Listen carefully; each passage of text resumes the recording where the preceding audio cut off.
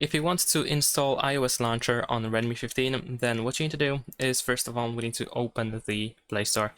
Over here in Play Store, we can go to search, and we're gonna simply search for iOS launcher. You should be able to find multiple different apps, different launchers that we can use.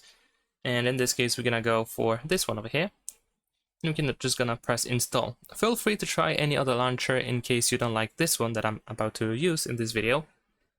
Most of them work in a very similar way, and they are usually really easy to set up. Nevertheless, once we install the launcher, we're gonna open it, and of course we're gonna set it up. So in this case, we don't have to agree for location, but we can agree to contacts and other stuff as well. And what we're gonna do now is we're gonna go to this option, make default launcher. Of course, you might see an ad in the meantime, so let's wait for the ad to close it. And now we're gonna press OK.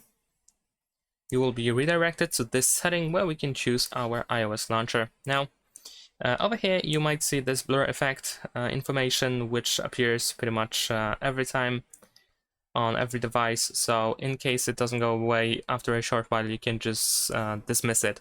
And yeah, so as you can see here, we have now our iOS launcher. We can also go all the way over here to the app library. If you see this prompt, you can press OK, and we will have to go to app library over here in these settings. So once you press OK, you will jump into the settings, go into app library, press consent, and after that we can just go back. We can just exit these settings, and now you should be able to use the app library. You can also tap over here, of course. As you can see, we have the app library working just fine. And yeah, that's pretty much it. Thanks for watching, leave a like and subscribe.